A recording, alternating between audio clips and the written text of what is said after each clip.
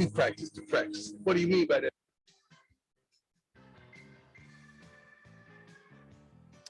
Good morning, and welcome to Take Me Out to the Ball Game today. Warm-up shows. We get ready in the bullpen here on the Armchair Quarterbacks, get the show going. If you missed it last night, had a lot of fun. We did the Armchair Quarterbacks first play-by-play version of, let me turn that down. That thing is way too long. I accidentally hit the wrong one. Let's start this thing over. How about that? Take me out to the ball game. All right, good morning. Apologize for that.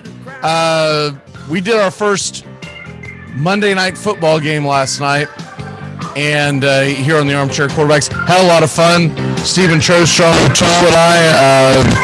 Stephen and I did the first half and went from like the fantasy aspect of it, and then in the second half, Sean jumped on and went from more of the fan standpoint. Sean, of course, being the avid Lions fan that he is, and gave a lot of great insight. I thought they both did a great job, and had a lot of fun. We're going to be doing these in the future. Tonight, I'll be doing Braves versus Diamondbacks, and we're going to kind of play them by ear. It really comes down to how many views that we get. Is it worth doing it, et cetera, et cetera. We're not just, you're not going to do it just to spin our wheels, so to speak, but we've had some decent feedback, early feedback, and enjoying it, which is the other big thing about it. So we're going to do Braves and Diamondbacks tonight. It's a late game.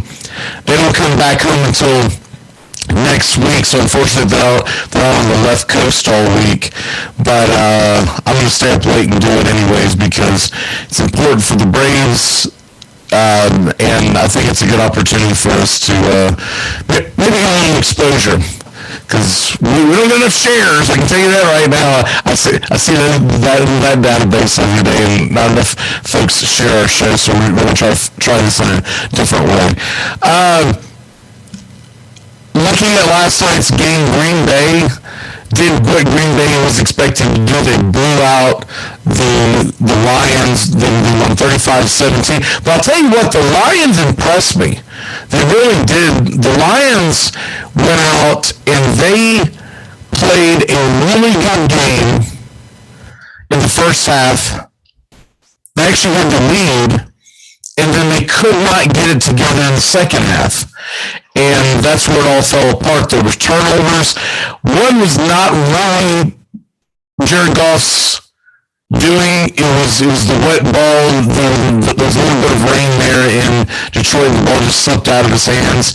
That kind of junk happens in wet weather.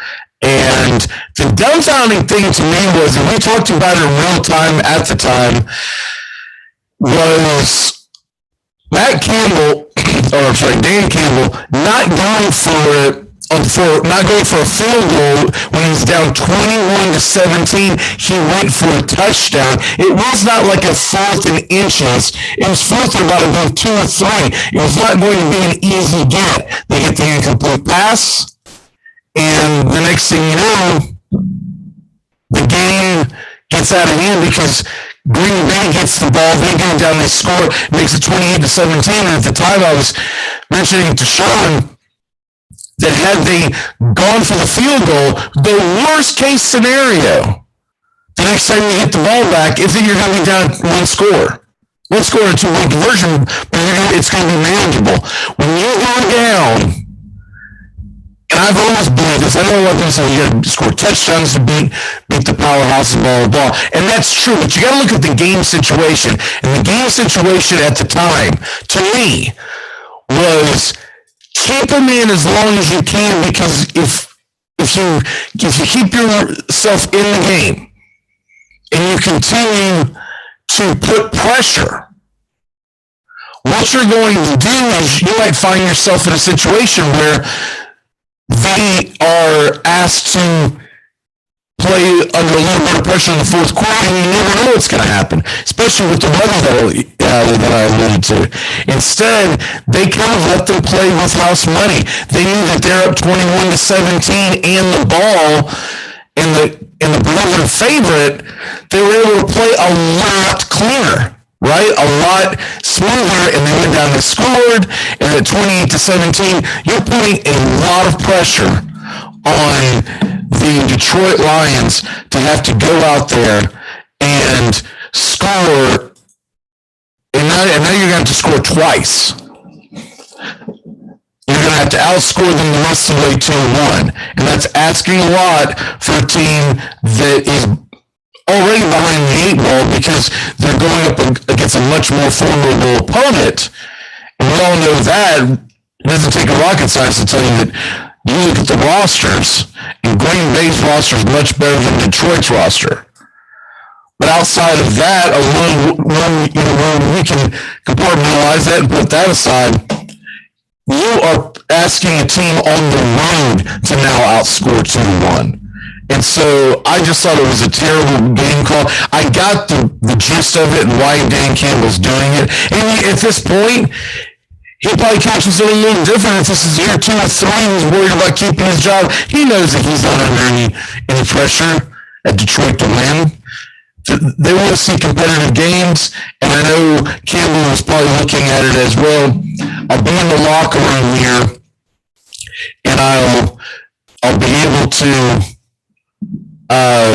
get them behind me in the locker room that, hey, we're going to go for it. But I also view it as the other way, and the other way would be, do you not believe that we can stop them?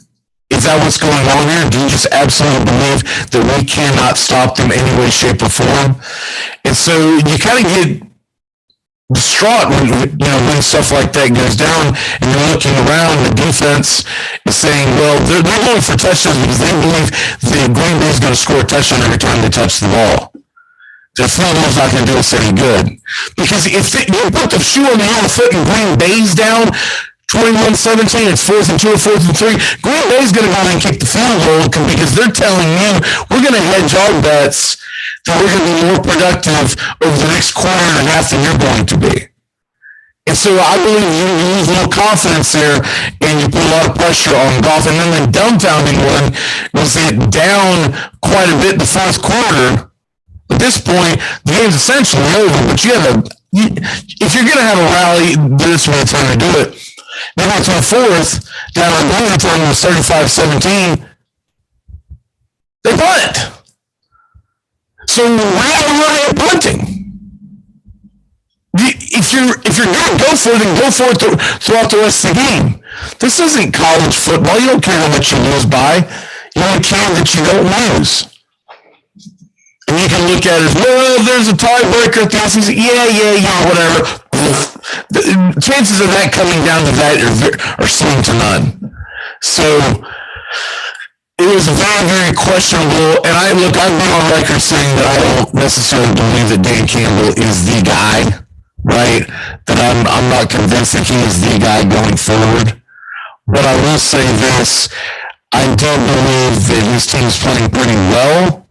I thought they were pretty impressive in that first half. Life comes at you fast, right? And you just had a really, really bad circumstances and decision making in the 3rd quarter going on. All right, so they will be back at it this weekend. Obviously, the Packers on Sunday night, they're going to San Fran, and the Lions will be at home against the Ravens. Watch out for that game. We're going to talk about point spreads at the top of the hour. Justin Waller's joining us here in a second. Real quick, I just want to hit you with the Major League Baseball scoreboard. In case you missed it last night, you had the Tigers beating the White Sox, Phillies lose to the Orioles. Other games of interest, the Yankees beat the Rangers. Tampa Bay beats Toronto. The Cardinals win again.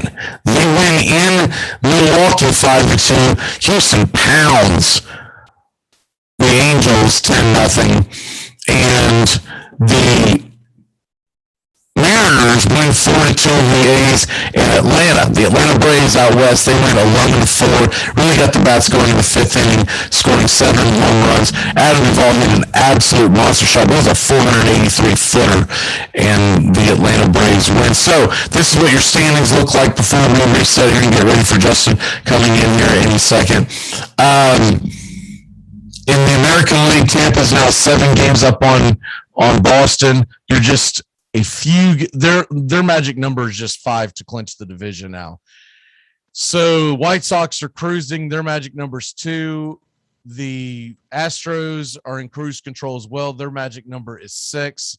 And in the National League, the Braves now have a 3-game lead. Their magic number goes to 11. Milwaukee has clinched their division. The Giants and Dodgers have clinched playoff spots, but still a long ways away from clinching the actual division. And San Fran just has a 1-game lead over the Dodgers right now. And as far as the wild card, real quick to get you reset, Boston is first place in the wild card, so they would host. They are a game and a half in front of Toronto to host. Toronto is just a half game now in front of the Yankees, and Oakland just 2 behind that. So Seattle still has a pulse too. They're just 3 back. And over in the National League, we all know the situation with the Dodgers and Giants. The Cardinals have a 3-game lead over Cincinnati, who won yesterday. So Cincinnati and San Diego, they're the only ones with real pulses there to be able to catch the Cardinals, I believe. Cincinnati 3 back, San Diego 4 back. Maybe the Phillies 4.5. If they can't win the East, the Phillies might have a shot. All right, we're going to go ahead and reset here and get ready for Wake Up Y'all, and Justin Waller's on the way. So we will see you on the other side of the break.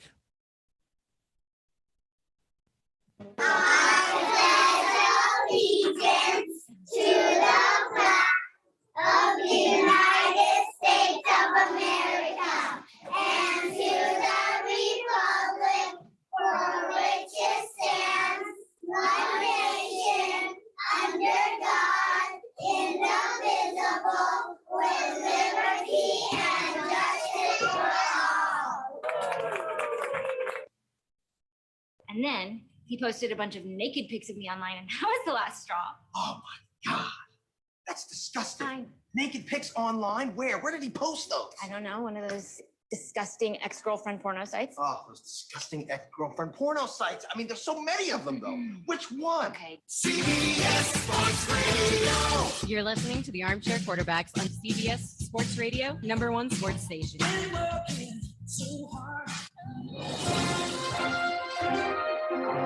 Good morning. This is your Armchair Quarterbacks Sports Flash. Last night in Lambeau Field, the Green Bay Packers take care of the Detroit Lions, 35-17. The Lions go to 0-2 on the season. Green Bay evens it up at 1-1. Aaron Rodgers, 255 yards and 4 touchdown passes. But Aaron Jones was the man of the night. 67 yards on the ground and a score, and 3 more touchdowns with 48 yards receiving. Jared Goff had a good night himself, throwing for 246 yards and 2 touchdowns. He did have a pick and 1 fumble, aided by the weather. Goff also rushed for 46 yards. The Lions are home against the Ravens on Sunday, and the Green Bay Packers, they head to San Francisco on Sunday night. Everybody's in action in Major League Baseball today. The games of interest, as we have just less than 2 weeks before the playoffs hit us, the Rangers are at the Yankees. Jordan Montgomery's on the hill for the Pinstripes. Mets and Red Sox are at it. Marcus Stroman versus Erod. And the Blue Jays and the Rays go head-to-head on ESPN. Alex Manoah and Drew Rasmussen. Tampa Bay took game 1 of the series. Cardinals are at the Brewers at 7:40 Eastern. Jake Woodford versus Brandon Woodruff. And the Braves at 9:40 in a bullpen game with Jesse Chavez starting the game. They're in Arizona again to take on the Diamondbacks and Luke Weaver. At 1:10 Eastern this afternoon, you got the White Sox at the Tigers, and the Orioles are at the Phillies on ESPN Plus at 7:05. Dodgers are at the Rockies at 8:40. Astros are at the Angels, and the Mariners at the Athletics. Gonzalez versus Blackburn. Kevin Gausman is on the hill against the San Diego Padres at 10:10. Eastern. That can be seen on FS1. And that's your Armchair Quarterback Sports Flash. Stay tuned for the Armchair Quarterbacks radio show and YouTube Live.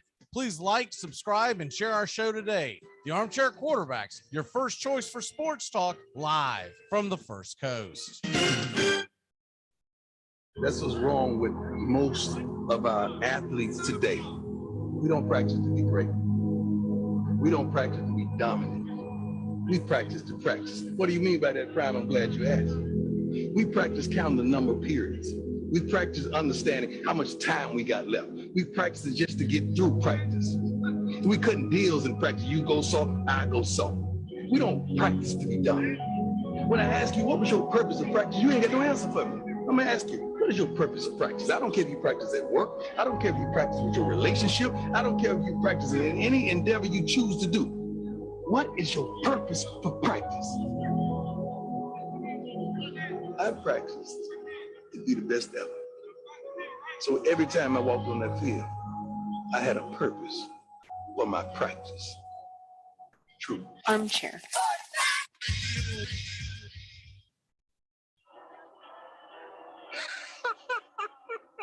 We have been hoodwinked, bamboozled, and flat out deceived. There's something kind of about a kid that's never played baseball. But what the hell, boy?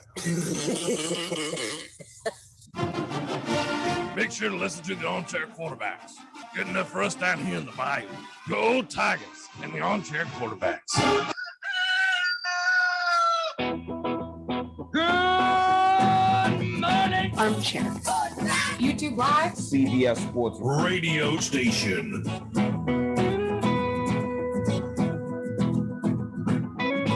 The radio station you can call your own. Do you know what listeners like about our station? It's everything. I like everything. It's always on my radio.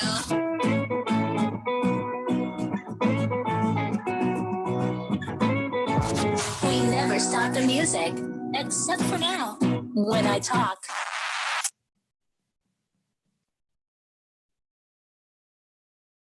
Good morning. It's time to wake up, y'all. You're listening to the Armchair Quarterback Show. We're here weekdays on CBS Radio, YouTube Live, the Armchair Quarterback Show, your first choice for Southern Sports Talk. Good morning, Mr. Justin Waller. Good morning. I don't know much, but I know one thing. The Atlanta Braves have put together 2 wins. Let's end September. Hi, I'm Mac McGee, and I don't know much, but I know one thing. That game was a pretty good game last night. I do believe that Detroit is probably going in the right direction, but if you went up against Aaron Jones in fantasy football or a combination of Aaron Jones and Aaron Rodgers in fantasy football, my God, are you foaming at the mouth right now, even if you had a pretty good lead, because you probably lost. You're listening to the Armchair Quarterbacks.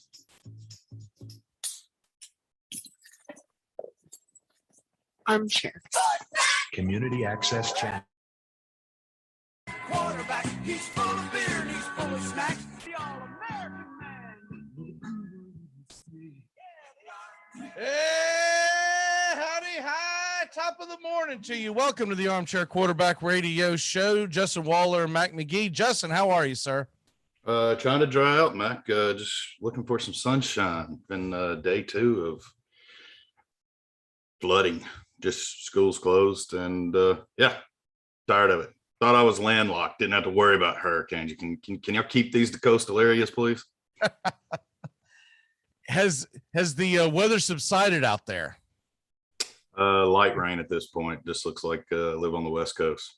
It's kind of what I feel like after the past, I don't know, it feels like 10, 11 days. I know we had a small break in there at some point, but man, it's just been nonstop rain. So basically it's like living in Florida, just, without having beaches. Yeah, I mean, none of the benefits, just all the cons. Y'all shipped them right on up here. But I mean, it is Florida, Tennessee week. So, I mean, that's how I expected this week. It's just an omen of what's to come. So we didn't get a chance to get you on yesterday. I want to get some of your reactions from the weekend, because there's so many games that went on. Let's start with Saturday. Let's start with college football, and then we'll dive into the National Football League. and some fantasy football. I guess the big one would be Alabama, Florida. I don't think any game jumped out at anyone more than that one. What did you see, and are you as excited about this weekend as you were before that game? Heck no. Heck no. Alabama, you have one job. You had one job. Just soften them up for Tennessee. Instead, you pissed them off and let them think they can play with the big dogs. And now there's a chance. I'm about to get motorboat. It's bad. Don't show up on Saturday, boys. Oh, you're gonna want a remote. Oh my word. No, I mean it was impressive. Look, it was a great game. I mean, that's really what I wanted to see out of it. I hated that it came down to that a missed field goal and then the forced 2-point conversion. What a terrible 2-point conversion. What was that? It's like a scrum. I think they thought they were going to outsmart them, and then one or the other was going to take off. It's something that they practiced, because you could just tell the way they both kind of ran to the line that it wasn't something that in other words, it didn't look like it was a mistake. It looked like something that they practiced. It was just a terrible, terrible idea. Yeah, it was a practice mistake. It was, I don't know. It left me scratching my head there. That was. There's, Jess, I'm going to catch up. There's at least one guy that was on the sideline of Florida that's walking around kicking something. Going, I told you that wasn't going to work. I told you all damn week long. Idiots. And the rest of the team was like, well, then, why don't you say something in practice? Well, because Mullen was. I can't wait to get Tony's take on that, because I saw it and I was like, ugh. I mean, it was honestly, I thought it was just full botched play by both players, and neither knew what was supposed to happen. And it was a case of, no, here, you take it. Uh-oh, I'm out of time. I've got to take it. So I have no idea what it was. Yeah, you take it. I don't want to get hit. Well, I don't want to get hit either. Oh God, we're both getting hit. Oh God, it's too late. I was kind of surprised that it didn't turn into the ball popping out, but which would have given Florida fighting chances. Maybe someone could have scooped it up and ran it in. But I mean, look, am I saying drop all your bets on Alabama and bet against them this week? Absolutely not. Look, they got gassed week 2 of the season, week 3 of the season, by a good SEC team that has a plan for them. We saw that they gave them a game last year. I mean, that defense got gassed. You give them a few more games in their stamina, that's a different playoff Alabama team down the stretch. I don't think it's doom and gloom for Bama. They got exposed. Their conditioning wasn't where it needed to be. And we both know that is a very, very difficult place to play. So Bryce Young basically got his bell rung a little bit. I think he was a little gun shy at the beginning of the game, and I still feel like I tweeted it out at some point, but it almost seemed like he's afraid to get hit. And I don't know if it's got anything to do with the NIL deals, but he was making business decisions all game long. There were a couple of plays where I felt like he could have used his legs to get a first down. There was one play in particular towards the end. I don't remember the exact timing of the game, but he decided to chuck it in the back of the end zone, a very difficult pass to try to complete, when it's pretty obvious if he would have tucked it and ran, he had a very good shot of at least getting close enough to where they could have went for it on 4th down for a touchdown. But I think he probably would have scored. And it was like he doesn't want to tuck the ball and put his nose down and run. And I get it that he wants to throw because he's a quarterback. But when you have those legs, you've got to be able to keep the defense honest. Absolutely.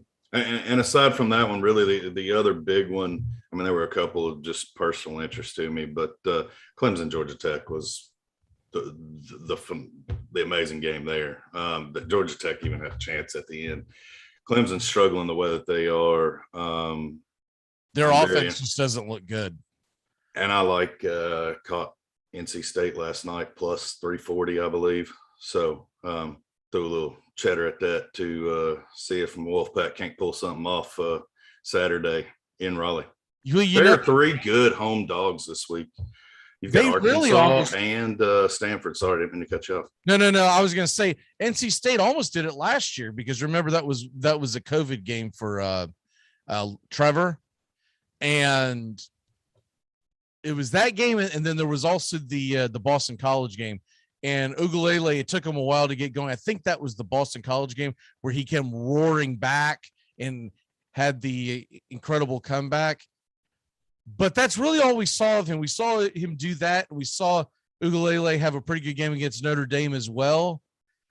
But it's almost like the book is out on him and defenses are starting to confuse him. Their offense has been atrocious this year.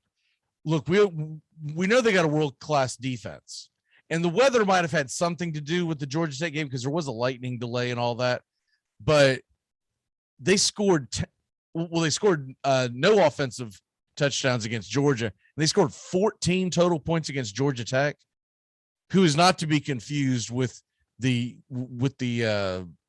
85 Bears defense, right?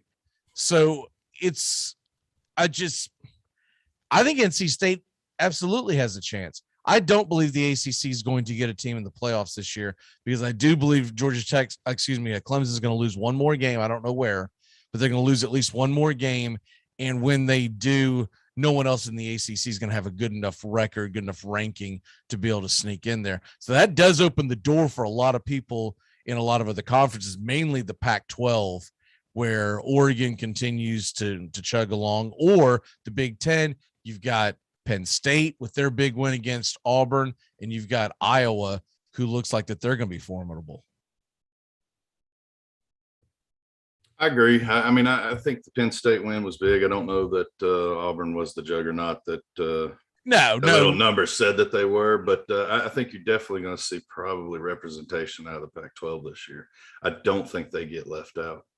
I don't think Penn State's the juggernaut. I think Penn State, it just keeps Penn State's name in the hat a little longer, but at least it adds some spice to it. Because the problem is, if Auburn wins, everyone's going to look around and go, well, but they're going to get crushed by Alabama, so who cares, right?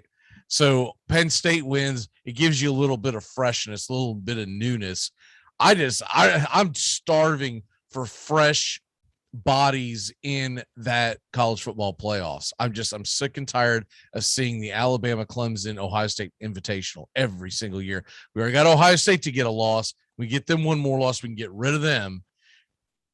I think we're screwed on the Alabama situation, so we'll have to put that aside, but we can get Clemson out of there, and then that'll open the door for some folks. Could it be Georgia? That'll be interesting. I think if my boys are back. We hung 56 on the board this Saturday. You ever seen that happen? There's kids walking this earth that have never seen 56 points scored by a Tennessee offense. They saw it for the first time in their life this Saturday. We back. We back. Right. You said Alabama. I'm sorry. I thought it was Alabama State. I'm sorry. I mean, I didn't even know Tennessee Tech still had a football program, but evidently they've got a heck of a one. I can't trash them too much. They got the same record as Florida State does, so there's that. But how many more weeks? When do you call Dion? Unfortunately, I think they're going to give him the full year because of COVID. If last year was a normal year, I think you already hear rumblings. I really do. But I think they're going to give it they know Dion's not going anywhere. If they really want to go out there and get Dion, they can go get him next year. What if this goes on embarrassingly? I'm talking. Okay, if they continue, okay, like how long are you going without that W? I guess is my question. Yeah, that's a good question. Let's look at their schedule real quick because this week they've got Louisville, which is a winnable game. But I can't say it's an automatic by any stretch of the imagination. But this week they're at home against Louisville. And after that, we get Syracuse. I feel like if they start off 0-5, you might get some rumblings. They're going to go to North Carolina after that. They're not winning that one. They're going to get UMass at home. That's the game that gets you fired right there. Oh, yeah. That's the game right there. If he doesn't have a win by the time they go to Clemson on October 30th, which is past Louisville, Syracuse, and UMass all in Tallahassee, he's absolutely going to get – if it's going to happen, that's when it's going to happen. because after that, you got at Clemson, home against NC State, Miami, at Boston College, at Florida. All of those games right now, as we look at it, Florida State will not just be underdogs, they will be double-digit underdogs in all those games.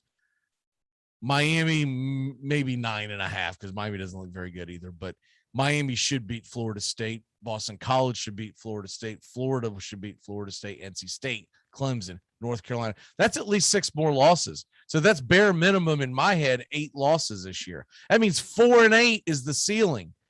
That's pathetic. And I'm done with it. I have absolutely wiped my hands clean of this season. I'll have them on because I've got several devices. I don't think you can afford the damage of a 2-10 or a 3-9. I'm not listening to their broadcasts anymore. I'm going to have a game on that I enjoy. I'll put Florida State off to the side with the mute. I'll keep an eye on it. If it gets really close, then I'll get a little more into it. But I can't sit there, and not to mention we're getting so bad now. It's going to be like the Beth Mowins Express. We're going to get her every week. But I'm getting sick and tired of getting psyched up to watch the games that maybe this week they look better, and that he continues to do the same stupid junk that Willie Taggart did, which was play the inferior quarterback, hoping things are going to turn around for no apparent reason. They keep saying, well, it's because of injury with Milton. Then why is he even on the active roster? If you were afraid that much of him getting hurt again, he shouldn't be active. And at that point, let Chuba Purdy play quarterback.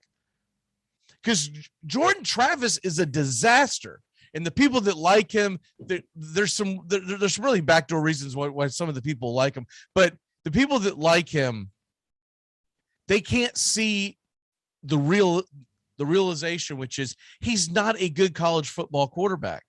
He is a good, we've got a plan for this guy too on short yard situations. That's it. That's the ceiling for Jordan Travis.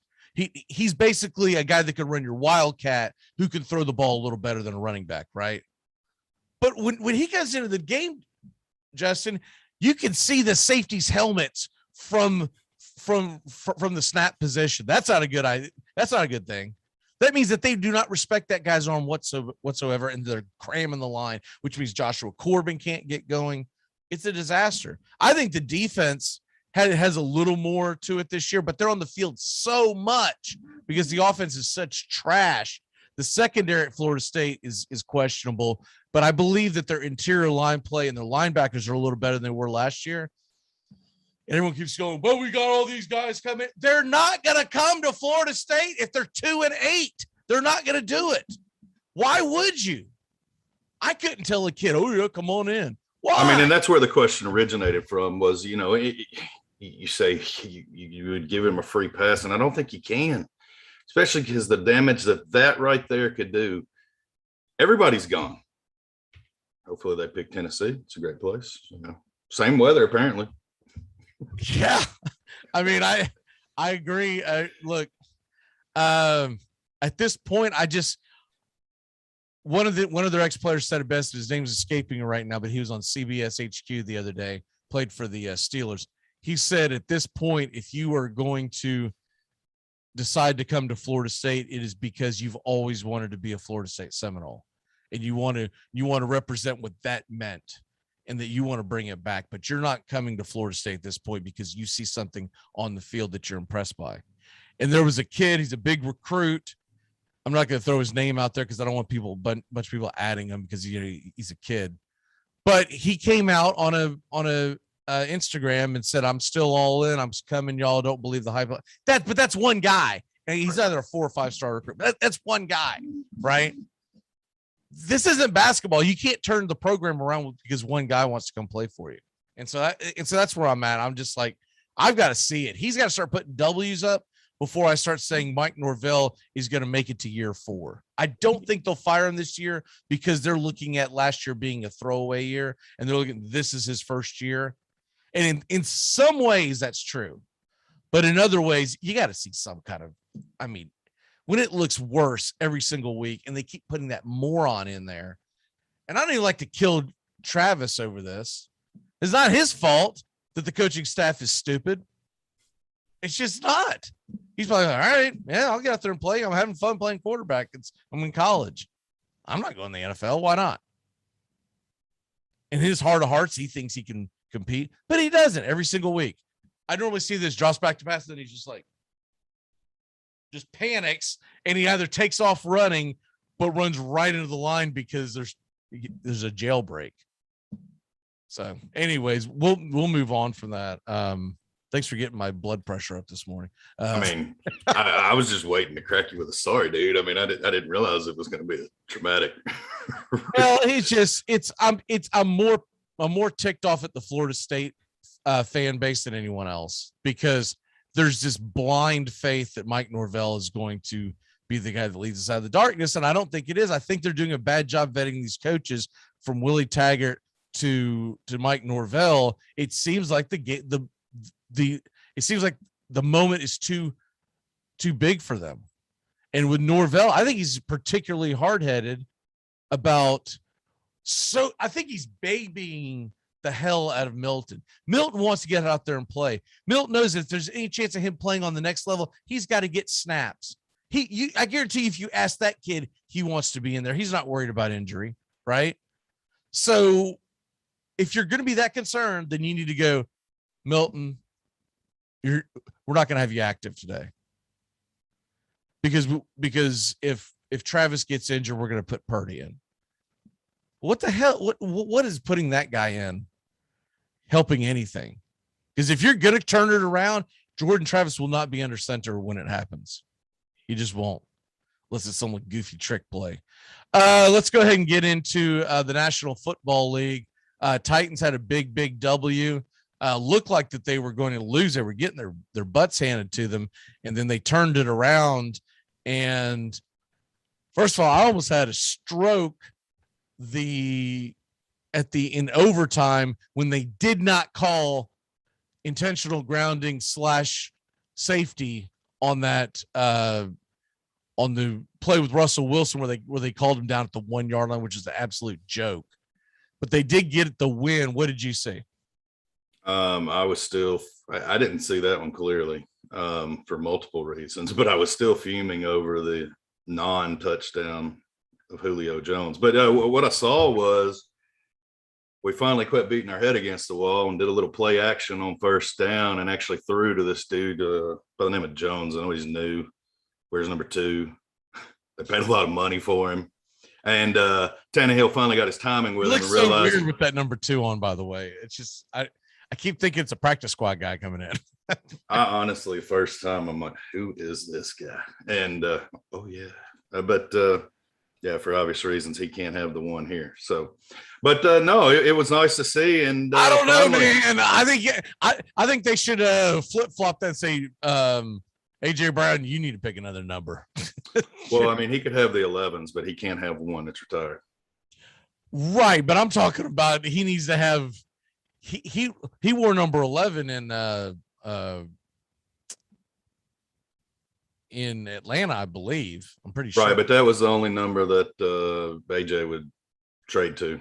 He wanted to go to 1. 1's retired. Then he put a 00 on his jersey.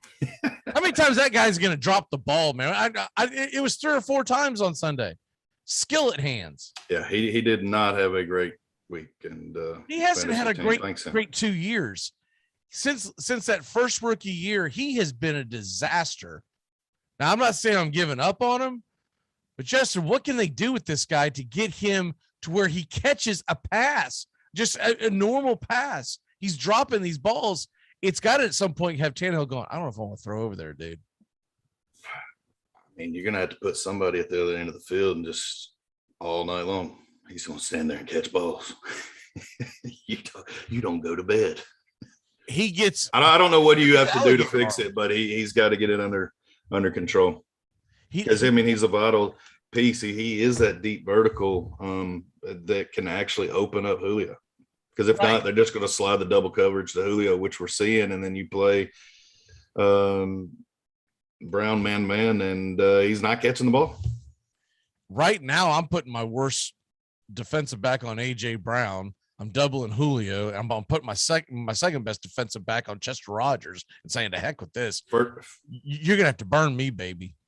the injuries at tight end, Ferguson being out, is really a setback there. I think you open up a lot, and you can keep defenses from doing that when you have one of your main tight ends. You know, we talked about the presence of Johnny Smith was going to be missed greatly this season, and it's already shown up tremendously. But hey, we found the team had a heart, and they came back and won. They overcome calls, different things throughout that game that were head scratchers. But at the end, Bullock is now, you have to ask which one when you reference a Tennessee Titan named Bullock. Yeah, I know, because it's the first. We all know the first one comes in our mind.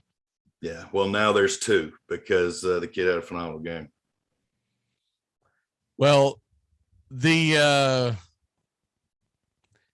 next question is that Kansas City Baltimore game, because you weren't here yesterday morning to react to that. That was a game, and does this mean Baltimore's a lot better than we thought they might have been in week one, or does this mean that there's some chinks in the armor of the Kansas City Chiefs, mainly their defense? A little bit of both.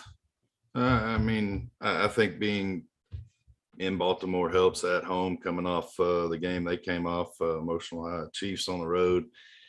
There are some chinks, especially this early in the season. Not much to do about nothing. I think this is what you expect in an early season matchup. It's going to be a close coin toss, and really, yeah, it matters as a loss, but does it really? You can't size it up in the playoffs. I don't think the Chiefs have any issues there. Any other games that jumped out at you? Oh yeah. My side girl, my Panthers look pretty good. Yeah, they did.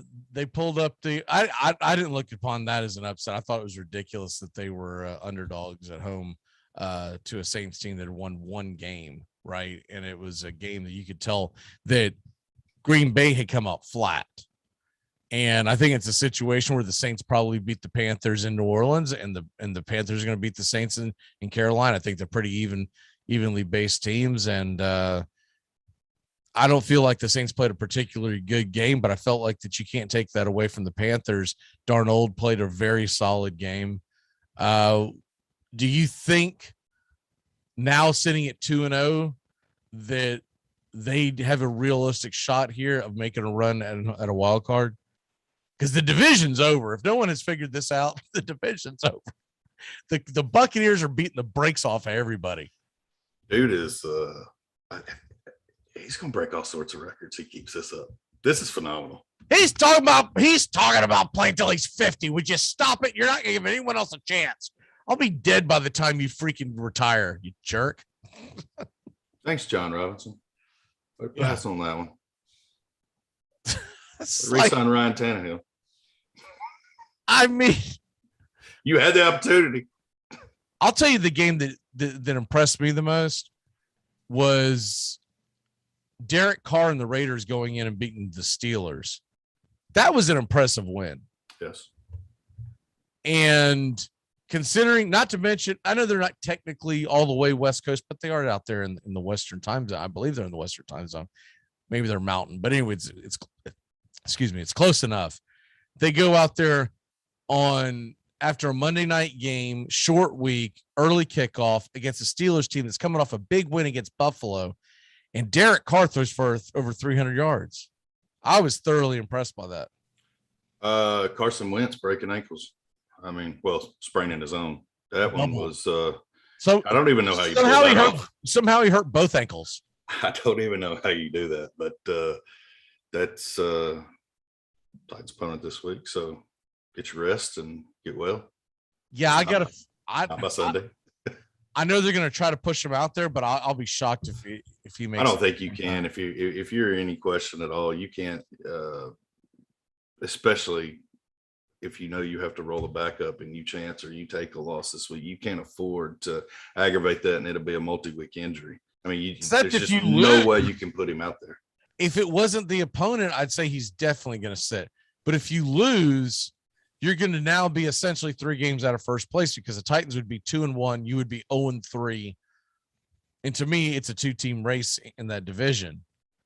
And because the Jaguars aren't showing any signs of anything, we all know that the Texans are in trouble, especially after Tyrod Taylor, which I hate that for that guy, man. Because I'll tell you what, every time things get going for him, he gets hurt. And on a short week, I don't think he's going to go to the post on Thursday night. So probably we'll send your Panthers to 3-0. But if Wentz can walk, he's got to play. Because if not, the season's going to be lost.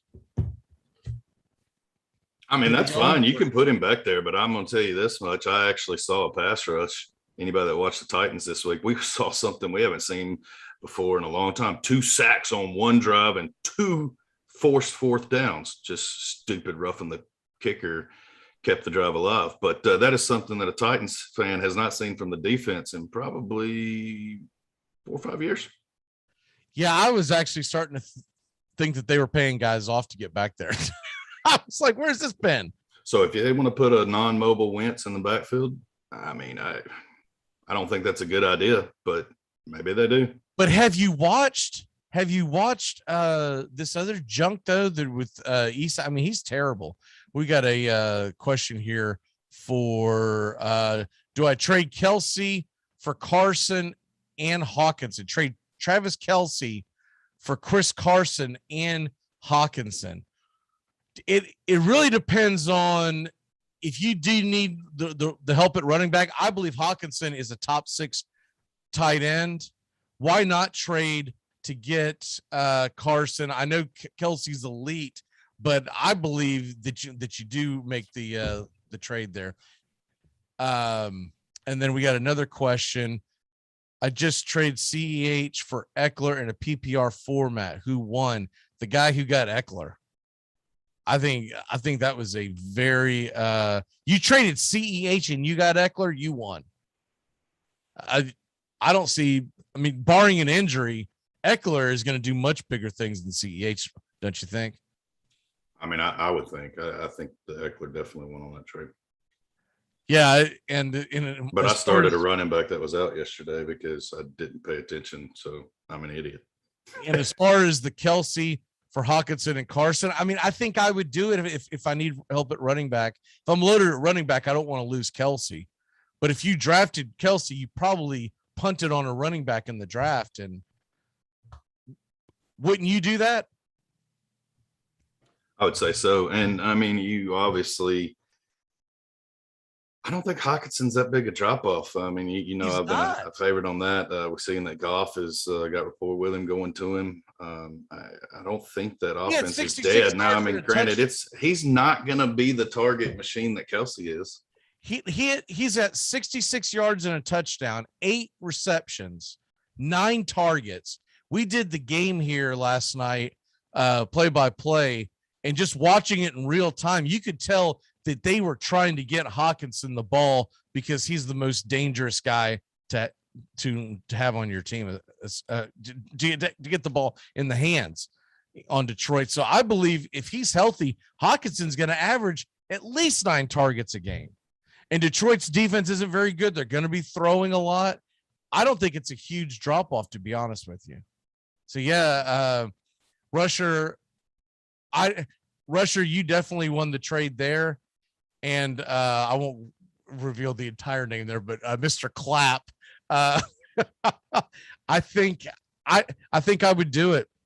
I know you hate to lose Kelsey, but Hawkinson doesn't suck. He's not like he's not a streaming tight end by any stretch of the imagination. I think once you get past Kelsey, you get past Waller, and then you get into about 2 or 3 other names.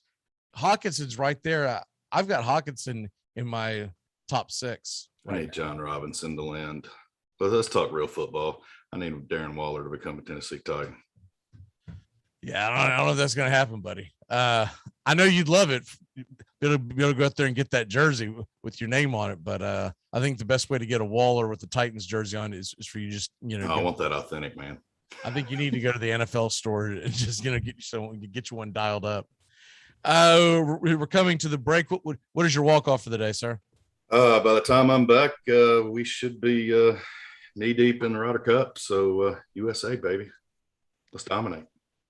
And by the time you come back on Friday, it's going to be Tennessee, Florida. It'll be over by then, hopefully. No, know. Aren't you back on Friday? Yeah, I just, I was hoping you were going to tell me they're going to postpone the game or move it up Thursday night. I can go ahead and get the misery over with because I'm avoiding Saturday. I'm dreadfully not looking forward to it. Hopefully you'll be able to jump on a little early and be able to catch Tony before he jumps off, because that should be a lot of fun. My emotional roller coasters, if you could have seen them during that Alabama game, were pitiful. I went from very high expectations, wear these boys down, to, oh man, can we cancel the game? Where's the COVID? I'll go off Florida State on it. Just wait till the last minute. That's the best time to do it. Just really stick in their craw. All right, brother, we will see you on Friday. We're going to be back in a second, and we're going to get more into fantasy football, and also we're going to talk the spreads and the lines. We'll be back in a flash here on the Armchair Quarterbacks. You say your name right now. Denise, be nice. That's better. Thank you. Okay. I've noticed that Antonio Brown has found yet another sucker to take him on. God knows we've already done Pittsburgh's dirty laundry. I'm curious about one thing. Do you think that he'd be welcomed back as easily in the league if he were going back to Bill Belichick and the Patriots? In other words, you think that he'd be welcome back if you were going to make New England a better team, or if he's going back to Tom Brady? Armchair. We are the Armchair Quarterback Show, your first choice for sports talk live from the first coast. What do we do? This just got way too complicated. I've got it. Here's what's going down. Corey, you talk to your team. You guys are going to decline that holding call. Done. Yo, wait, but Hold on. Trey Sean, once we break this huddle, you're going to get out there, do some crazy celebration. I'm talking some humpies. Whatever you got to do, you do it. Okay, I got you. I'm going to call unsportsmanlike conduct on the celebration, giving the whites better field position after the kickoff. Coach, I need you to talk to your team about letting them run that kickoff back. Why would I do that? Think about it. Defense, special team, it's all one. You let them run that kickback, both your defenses get 6 points. Nice. Okay, everyone good here? Yeah. Nope. Once again, my kicker is getting no love. Oh, shut up, Bill. Your team is in first place. Plus, you're about to get extra point for the PAT. Yeah, don't be greedy, Bill. Stop being greedy, Bill. Bill. Fine. Bill. Yeah, Bill. I said fine. Bill. Bill. Yeah, Bill. You, Bill. All right, let's do this. Get out there. Wait a minute. Trayshawn comes in with a very delayed celebration here. Oh, wow. I'm pretty sure that's going to be there it is. Another Armchair. I said it like 4 times, so why didn't you say it the first time? Because it's pronounced Aaron. Son of a... Armchair Quarterback Radio is AFC South country all NFL season long. They hand it off Fournette. He's driving, and he's in for the touchdown. Drive starts at the 1 and looking for a little breathing room, and they get that in 20 more. Derrick Henry still going. Stays in bounds. He might go 99 yards for the touchdown. Unbelievable. 2nd and 10. 57. Look down the field. And that is Hilton again. Post and goal. Ebron. What a year for him. Eric Ebron. Touchdown. Full slant. Caught. Touchdown. Marquise Lee. And he punched the ball into the stands. Deep. And he's got it. Keelan Cole. Touchdown Jacksonville. Stay locked in to the AFC South on Armchair Quarterback Radio. I don't return fruit. Fruit's a gamble. I know that going in.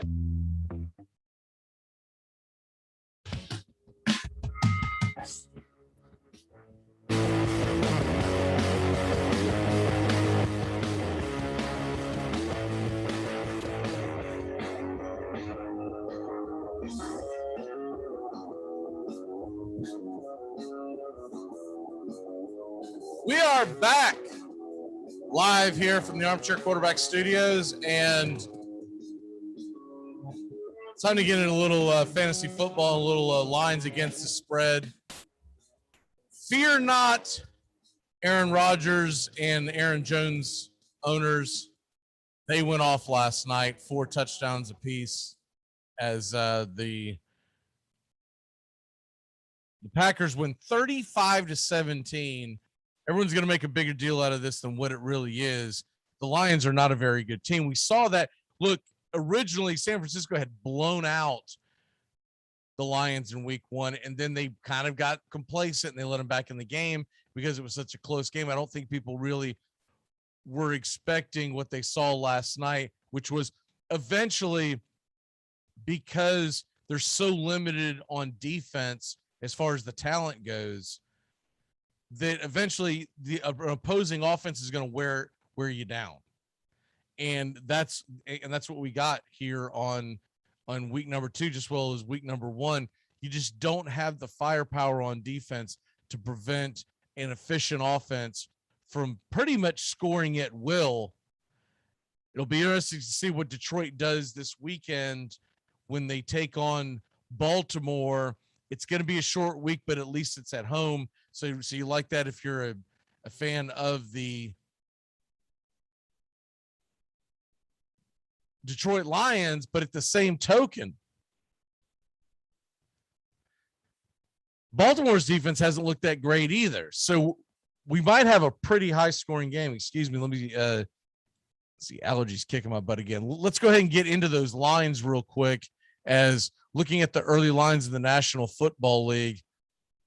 So these are ones I always like to look at them at the early part of the week, because if you wait until later in the week, they've adjusted, the fan goes out there and starts adjusting it. The heavy bettor starts getting adjusted on Tuesday mornings. You usually get a pretty fair line. For instance, we were just talking about Tennessee and Indianapolis. Right now, we don't know what's going to happen as far as the Titans are concerned versus the Colts, as far as whether Wentz will play or not. I think he's going to try to give it a go. Right now, the Colts are a 5.5-point dog. But if you believe that Justin believes that they're going to sit Wentz and play it safe, you better jump on that 5.5 dog now, because if the news comes out Wednesday, Thursday, Friday, etc., that Wentz is not going to play, that thing's going to skyrocket past a touchdown. Over under on that game is 48. That would be also something you'd want to look at. It's a divisional game. If you get a backup quarterback involved in this game, 48 is a very, very high number. So looking at let me see if they've got the line. I don't see the line for Detroit and Baltimore out yet, but that has a lot to do with the fact that normally when the teams play on Monday night, they usually wait a day to put the line out live. No, I'm sorry. Excuse me. The Ravens are an 8.5-point favorite at Detroit. Be interesting to see if that goes up or down. Right now, I'd be leaning the Lions. That's a big, big line for Baltimore to cover on the road. Though I do believe Baltimore will be able to score at will. The over-under's 49.5. 49.5. We don't have team totals yet. Those normally come out around Thursday. But right now, 49.5. If you do the math, you're probably talking about them saying it's going to be about a 28-20 type ball game. I would say Detroit's over-under number will be around 20.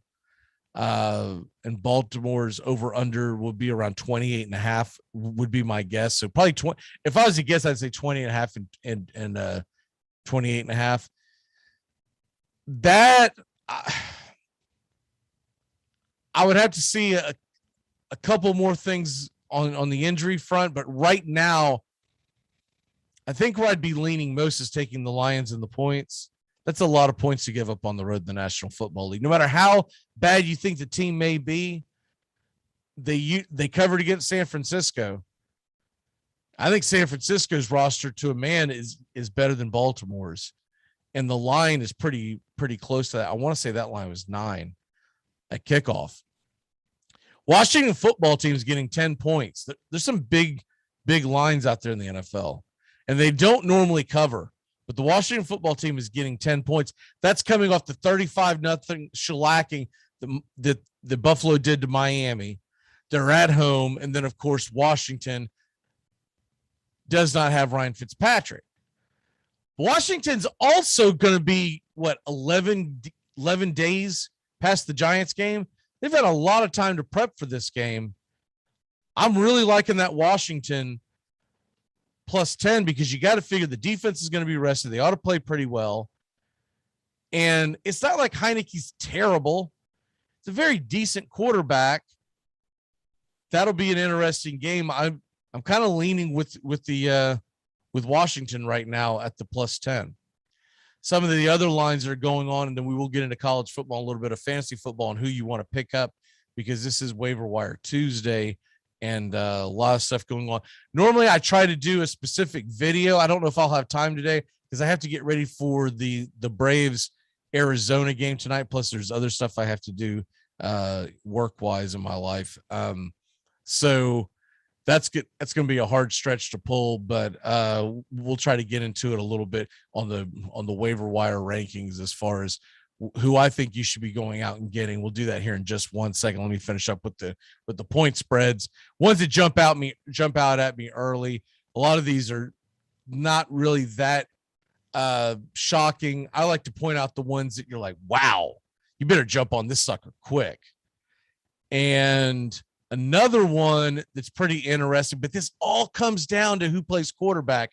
The Bears are getting a touchdown and a half at Cleveland.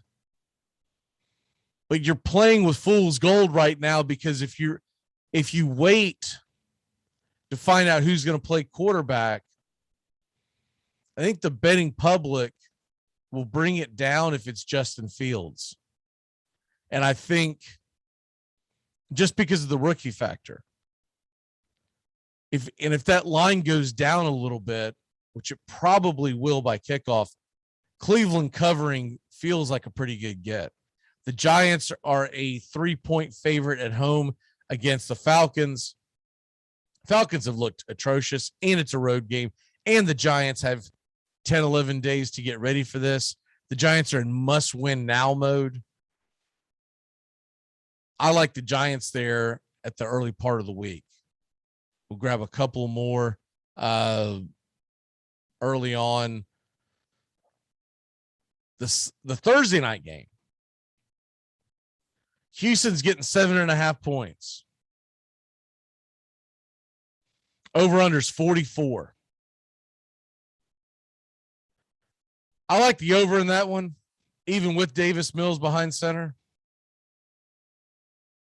But if that line will come down to under a touchdown, you got to love the Carolina Panthers in this game, because I would be shocked if Tyrod Taylor plays, but I would have to wait until game day to find out if he's going to play. I'm not going to put money on Carolina covering the spread in any way, shape, or form in a game where Tyrod Taylor's in action, because Tyrod Taylor actually puts out pretty decent offensive production, and that could be a sneaky game if he's able to play.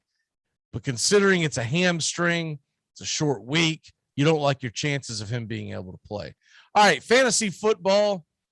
We'll jump into college lines here in a minute, but I do want to jump back over to fantasy football because there's a lot going on there. And this is Tuesday, so that means everyone's trying to figure out the waiver wire, looking at where the experts have it ranked and the way I would do it. We'll start with the running back situation. If you're needing running backs, a lot of folks are out there on J.D. McKissick and his involvement. Now, that usually has to do with the full point PPR. And so I do like McKissick. They've got Gainwell after that, Madison, Moss. There's not a whole lot of shakeup in the running back front. I'd be more willing to grab McKissick if it's just a basic situation. But if you have Miles Sanders and you have not grabbed Gainwell yet, that needs to be your priority. It really does. Then Alexander Madison, that's another guy that's up there in the rankings, number 3. This is just mainly because if something were to happen to Dalvin Cook and Dalvin Cook couldn't go, you need to have him ready. The wide receivers are much more interesting to me this week. Rondale Moore is a guy that everyone is jumping on, and you're looking at what he's done over the last over the last couple of weeks. And through 2 weeks, he's got 11 catches, 182 yards, and 1 touchdown off of 13 targets. And so you like that if you're looking for a guy who can be a wide receiver 3, in some leagues, maybe even a wide receiver 4. And then also, you're also looking at the fact that past that, a lot of folks are going to start jumping on KJ Osborne. I really feel like KJ Osborne is more of a DFS hope for the home run ball, which is what I got. Everyone who watched on Sunday knows that I picked him. By the way, in our competition, I did win this week, and KJ Osborne had a lot to do with it. Now, I had some other good plays too, but KJ Osborne getting that extra 22 point. I think it was 22 points in DFS on DraftKings. Getting that for $3,100, that helps you immensely. As long as your other dudes aren't duds, as long as you don't go out there and you start like a Dak Prescott, who should have been a safe bet and he had a terrible fantasy week. You're doing pretty good. But as far as getting guys to help you out throughout the entire season, a year long, I think Rondale Moore is a better play. Tim Patrick, I've talked about him. He found his way into the end zone. He's not getting high volume. I'm talking about a guy having a depth on your bench. Darnell Mooney from Chicago. He is a guy that could be an interesting play, mainly because of what you could be getting. Right now, he's got 11 receptions on 15 targets, only 92 yards. But I do believe he becomes a little more intriguing if it's Justin Fields. And for all intents and purposes, I think Justin Fields will be the guy to get. Quarterbacks, I know a lot of people are going to run out there and try to and think it might be time to go grab Justin Fields. I wouldn't break my roster for Justin Fields just yet. I think he's got a couple of weeks before he's really going to take off. And I would just kind of pump the brakes a little bit on that. I think I'd be more concerned about getting guys. If you're having an issue at quarterback and you're looking for a guy to stream, to have a good game. Once again, I did him in one of my leagues. I streamed Teddy Bridgewater, got a good game. Well, guess what? He's at home against the Jets. And you're going to look at the ranking. Oh, the Jets have – it's because the Jets aren't giving up a lot of yards through the air, because last week they had 4 interceptions. The Patriots didn't have to throw the ball. So they methodically beat the Jets to a pulp and didn't have to get Mac Jones in trouble. That's all got to go with game flow. But the Jets are going to give up runs. I'm sorry, excuse me, points. I was watching a baseball highlight and it just popped in my head. But the Jets are going to give up points. They really are. So I think he's a decent stream if you're having issues at quarterback. These are usually much deeper leagues. You're usually not having this issue if you're in an 8 or 10 man league, but I'm talking about leagues where you're 12, 14, etc. I really like what Bridgewater's doing. He's a safe play. He's home against the Jets. You got to figure that's worth 2 touchdowns and over 200, maybe even over 250 yards passing, depending if the game is close. What you get concerned with is if the Broncos just beat them to a pulp and they take the air out of the ball. But you would think in the early part of the game, Teddy Bridgewater could have a pretty good day. Tight ends. Now, this is one where everyone's looking for an in, looking for an out. Jack Doyle had a decent game, but here's the problem. Jack Doyle doesn't know who his quarterback's going to be. And if it ends up being Eason, I don't know what to tell you. I don't know if I would trust that. So Austin Hooper is one of the main ones that everyone is jumping on early this week. Austin Hooper, he's got 8 receptions for 67 yards. These are guys that you're looking to fill in. Maybe you're very disappointed in what you ended up drafting, or you're having an injury issue. And these would be for deeper weeks. There isn't a guy that's going to go out there and make you just go bananas for tight end right now. Now, other guys that might be a little interesting. You look at what Zach Moss has done. A lot of people think that he's going to have a bounce back, but there's some concern there. I'm still staying away from Zach Moss. If you're looking at like a super flex league, we talked about Mooney. McKissick, I think he's a solid play. I really do. And the fact that they'll probably be in the game script will probably have them behind against Buffalo. He's going to get a lot of attention. If you watch that game on Thursday night, they did not focus on Gibson in the passing game. They really went to McKissick more in the dump down passes. Derek Carr, obviously, if he's out there, he's having a phenomenal year. Derek Carr's an interesting quarterback to have. Now, don't go out there and drop one of your solid quarterbacks if you had a good draft and you're ticked off at Dak Prescott or whatever. Calm down. They're going to have up games. They're going to have down games. You can't just wreck your roster, because then if you're always reactionary, then you're always going to have the best roster if you only would have played these guys last week. Most of the time, you don't want to carry more than one quarterback, to be honest with you. The only time I carry more than one quarterback is usually because I have a diamond in the rough that I'm trying to. I've got a league where it's a long-term dynasty league, and I've got Zach Wilson. It's a really deep bench. I mean, we go, God, I think it's either 30 or 32 man bench. It's somewhere in that area, or roster. So we have really deep rosters. It's a long-term dynasty, et cetera, et cetera. But I've got Zach Wilson sitting there just because he's a rookie and we'll see what happens. I'm not going to go ahead and dump him for someone who's hot right now, because Honest Engine in that league, because when we've been doing this league for quite a while, but when he was up and coming is when I had Lamar Jackson in his rookie year. I grabbed him.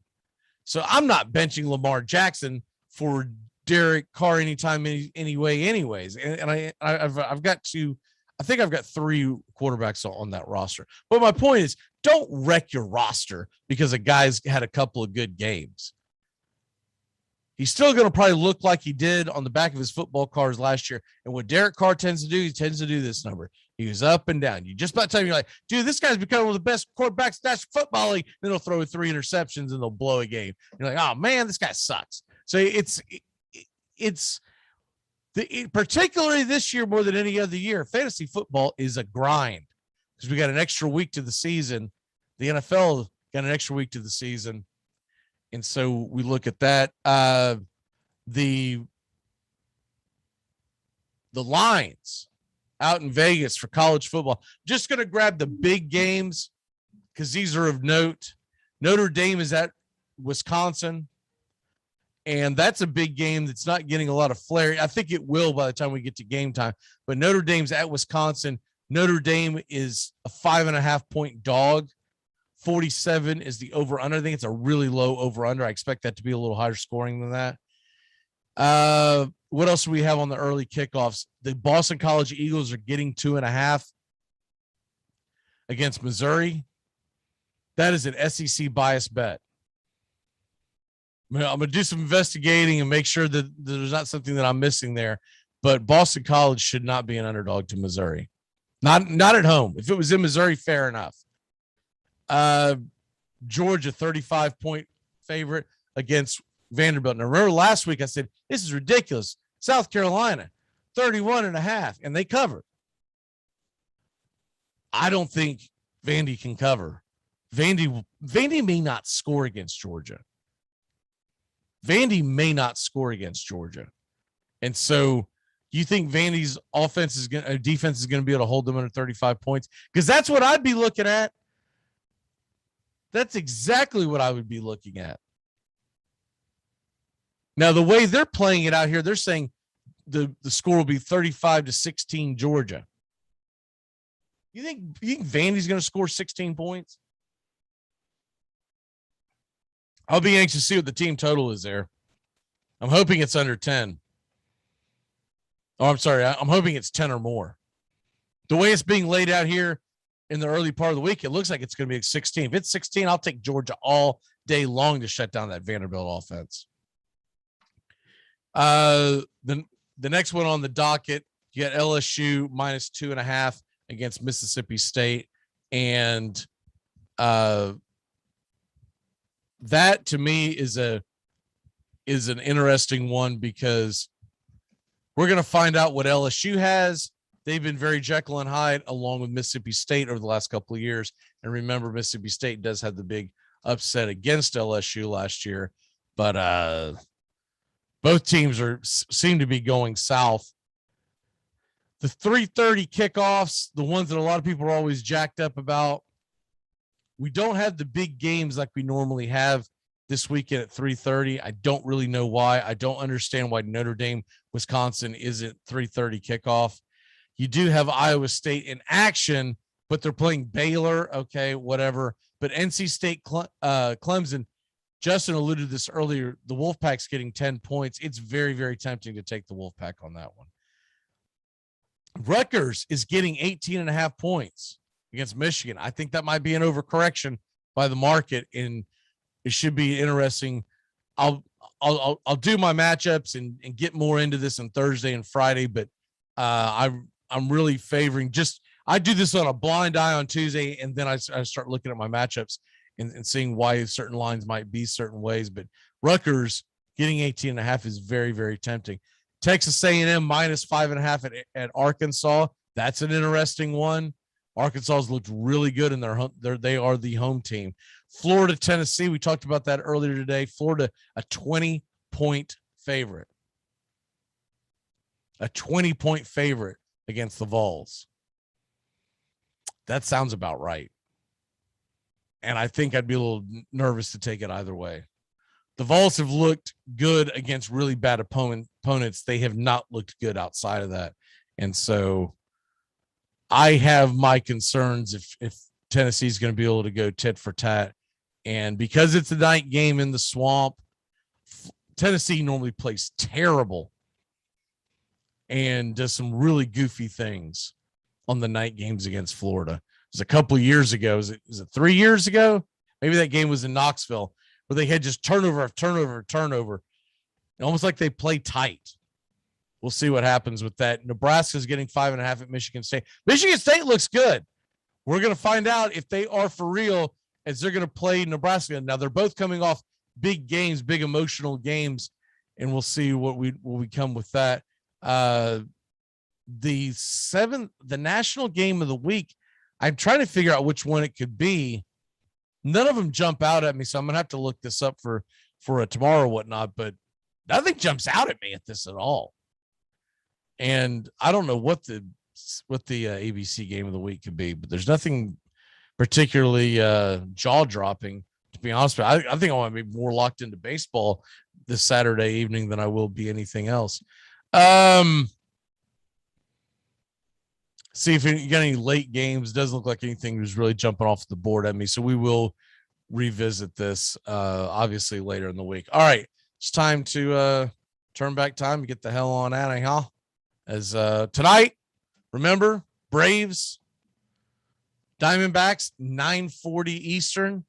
We will have the call here on the Armchair Quarterbacks and should have a lot of fun with that. It's time to turn back time, and of course tomorrow we'll have the waiver wire recap, guys. You go, oh, I didn't get this guy, so who should I get? We'll take a look at that, and then of course we'll get you ready for the football weekend that's coming ahead to us. All right, here we go.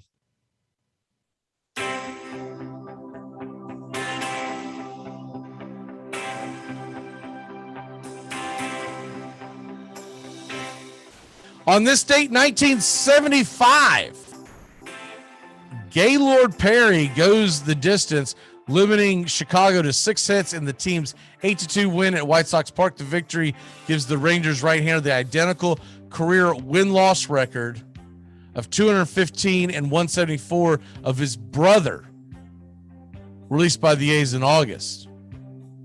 I don't think people talk about Gaylord Perry and his dominance like they should. Gaylord Perry was one heck of a pitcher, and you never hear him really talked about. Also on this date, talking about another pitcher who never gets his due. I know Philadelphia Phillies fans know how great he is, but on this date in 1981, Steve Carlton, the original guy that he got his nickname called Lefty, they just called him Lefty, becomes the all-time National League strikeout leader as he fans Andre Dawson. Remember the Hawk? What a great nickname and great right fielder. He strikes out Andre Dawson in the third frame of the team's 1-0 loss in 17 innings in Montreal. Let's put a team back in Montreal. I really do miss the Montreal Expos. I hated them back in the 90s. Not going to lie. They were in the Braves division. But I miss having Montreal in Major League Baseball. And I know Montreal misses it. They got done a raw deal, and then the team left because the fans didn't come back because they were so ticked off at the strike. Enough time is healed. It's time to take one of these Florida teams and put them in Montreal. And whatever Florida team stays, put them in Orlando and be done with this nonsense. And it's probably about time to go ahead and have an expansion. I'm usually against expansion, but it just would make a heck of a lot more sense if we had 32 teams, 4 divisions. So if we're not going to take one of these Florida teams out, let's put one in Montreal and let's put one in Nashville and be done with it. I believe Montreal, Nashville, and Vegas need a team, and you need to take the teams out of Tampa, St. Pete, and Miami and put one team in Orlando, and that would be the perfect. If I was the baseball czar, I would have a baseball team in Orlando, baseball team in Las Vegas, Nashville, and Montreal. You'd have 32 teams, and that would be it. Birthdays. It's your birthday today. What does that mean? I guess I'll try to explain that. All right. Dead guy. Howie Morantz, Canadian Hockey Hall of Fame center, 3-time Stanley Cup champion. He was born on this date in 1902. He died in 1937. Died at the age of 35. Man, hockey was rough back in the 1920s and 30s. Good Lord. Guy's still with us. What about Cecil Fielder? Remember him? You believe that he is 58 years old today? 58 years old today. 3-time MLB All-Star. 2-time AL home run leader. Played for the Detroit Tigers. World Series. Was on the 96 Braves roster. I think a lot of people forget that. And his son, which they were estranged. I hope they got that figured out. The last time I heard about that, they were still estranged. But his son, Prince Fielder, was a heck of a player before he had his neck injuries. Let's see. It looks like we got another question on fantasy. Do I start Sutton this week? I started AJ Brown over Sutton last week. Look, I said earlier in the show, until Sutton burns me, until AJ Brown burns me, if you've got an option like Sutton against the Jets, I say do it. Because he's going to go up against the Colts. The Colts are probably going to play a pretty good game plan. And I think it's a safer play. What's the other one? I got a trade offer. He wants Robert Woods, Jamar Chase, and Melvin Gordon. And I'd get Myles Gaskin and Stephon Diggs. So he's going to get 2 good receivers and a Bobo running back.